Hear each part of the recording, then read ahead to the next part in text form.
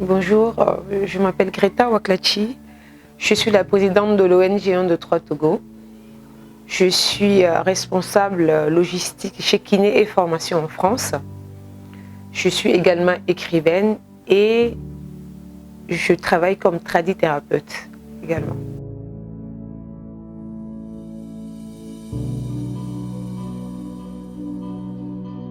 En tant qu'être humain, nous ne pouvons pas vivre indépendamment des uns des autres sans apporter notre soutien à nos concitoyens et à l'humanité.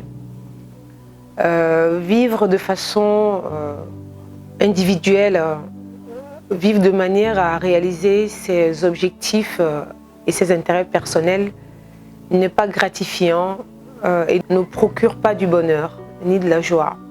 C'est dans ce sens que j'ai créé 1, 2, 3 Togo pour apporter mon soutien aux familles démunies.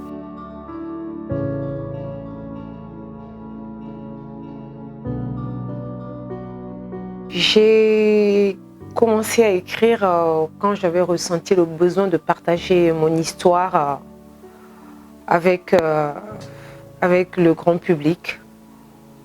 Il est vrai que j'écris régulièrement, j'aime la littérature, j'aime lire. Et de temps en temps, je note mes journées également. Les soirs, avant d'aller au lit, je note mes journées sur un calepin. Et quand l'envie m'est venue de partager mon histoire avec le monde, c'était rapide. Voilà, cette décision est venue tout simplement parce que j'avais envie de partager mon histoire avec les autres.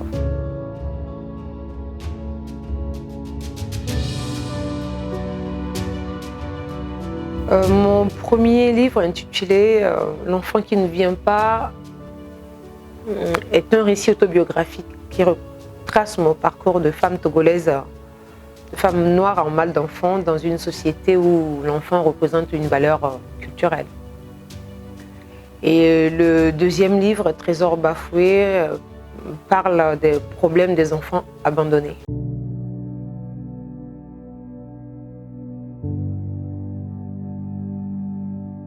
Concernant l'enfant qui ne vient pas, c'est un problème très présent en Occident. Un couple sur 7 n'arrive pas à procréer. Et ça se développe également en Afrique. Concernant l'Occident, je dirais que c'est dû à la pollution, en majeure partie à la pollution, même s'il y a des petits incidents, des petits facteurs de la grossesse extra-utérine ou des avortements. Mais la majeure partie, c'est grâce à la pollution.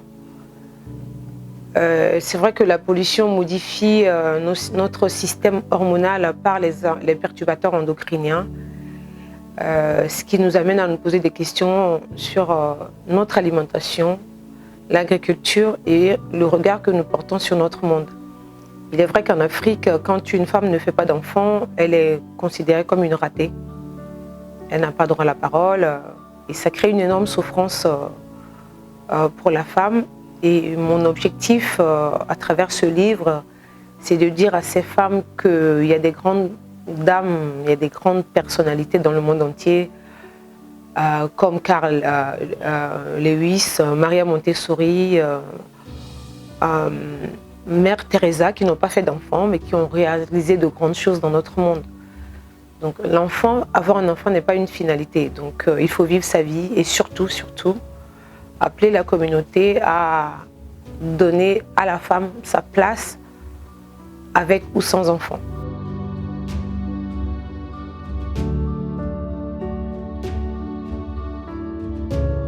C'est les enfants que je qualifie de trésors. Les enfants sont le trésor de l'humanité. Si nous arrivons à les éduquer, et si nous les éduquons avec confiance, ils ne sont pas dirigés par la peur et l'intérêt personnel, et ils prennent soin de leur monde. Ils prennent soin de leur environnement et de leur monde. Ce sont ces enfants-là qui sont abandonnés, que je qualifie de trésors bafoués. Aujourd'hui, on voit partout, quand on va au feu tricolore, on voit des enfants un peu partout, les enfants qui dorment à la plage, qui dorment sur les marchés. pour moi, je les considère comme des trésors qui sont bafoués.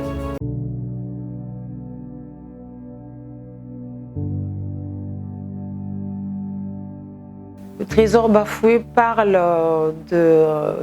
raconte l'histoire d'un petit garçon qui s'appelle Abdou, que j'ai récupéré. Il avait 2 ans et demi. Aujourd'hui, au mois d'octobre prochain, il aura 10 ans.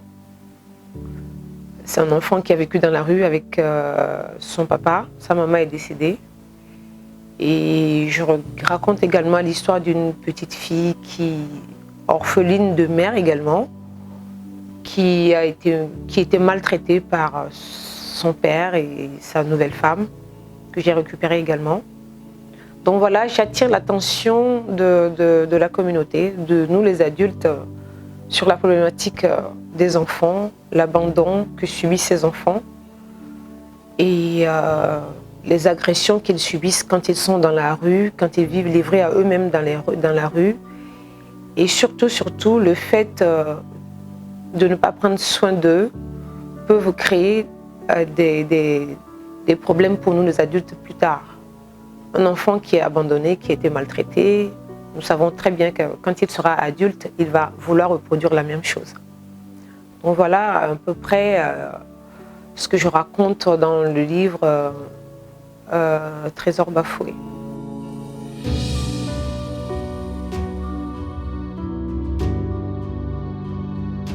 Oui, je le pense.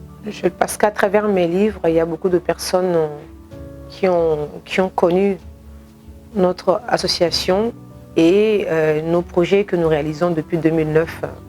Et également à travers mes écrits, beaucoup de personnes qui se sont engagées auprès de nous et auprès d'autres ONG également, afin de mener à bien ce projet humanitaire, afin d'apporter de leur aide à notre société.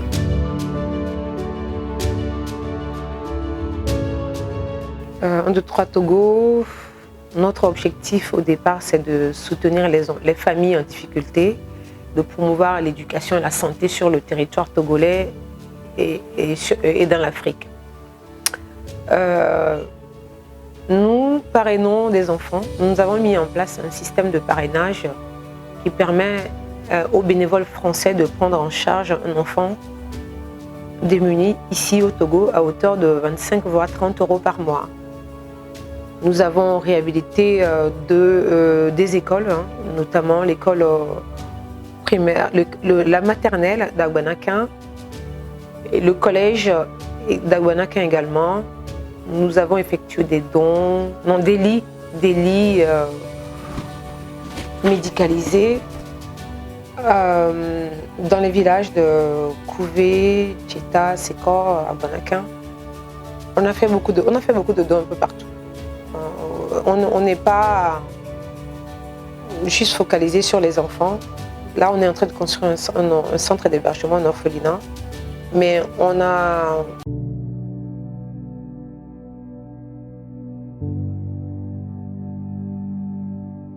Oui, bien sûr. Bien sûr.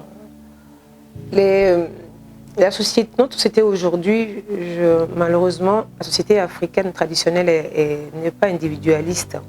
Mais de nos jours, on se rend compte que c'est chacun pour soi. Et on ne fait vraiment pas attention à ce qui se passe autour de nous. Et il y a des parents qui font des enfants qui ne s'en occupent pas, des familles qui délaissent complètement leurs enfants, des voisins qui ne font pas attention à ce qui se passe autour d'eux, autour de ces enfants-là. Et c'est vrai que c'est un énorme problème qu'il faut vraiment revoir, essayer d'améliorer. En tout cas, c'est pas évident.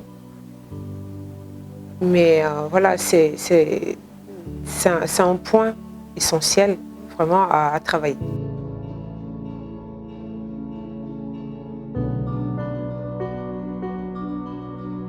Oui, on peut connaître la maternité de plusieurs façons. Quand on n'est pas une mère biologique, on peut aujourd'hui adopter un enfant et s'en occuper.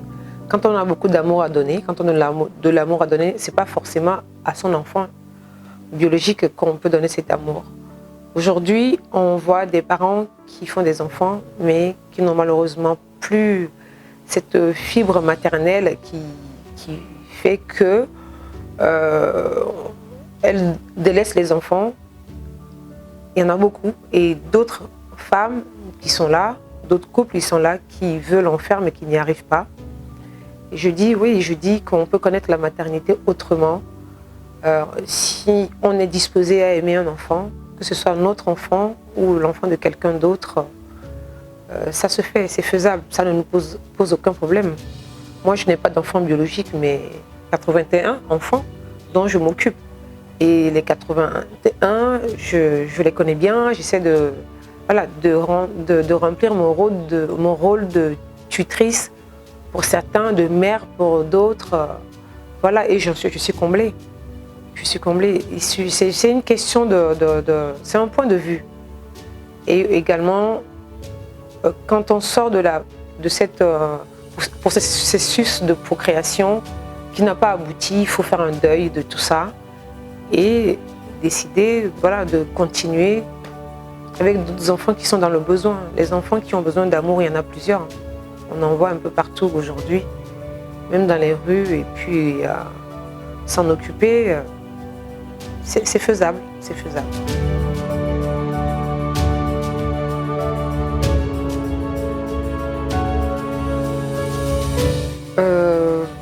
Très connue sur le net, je ne sais pas, mais c'est vrai que j'ai une page Facebook qui me permet de donner des informations sur la santé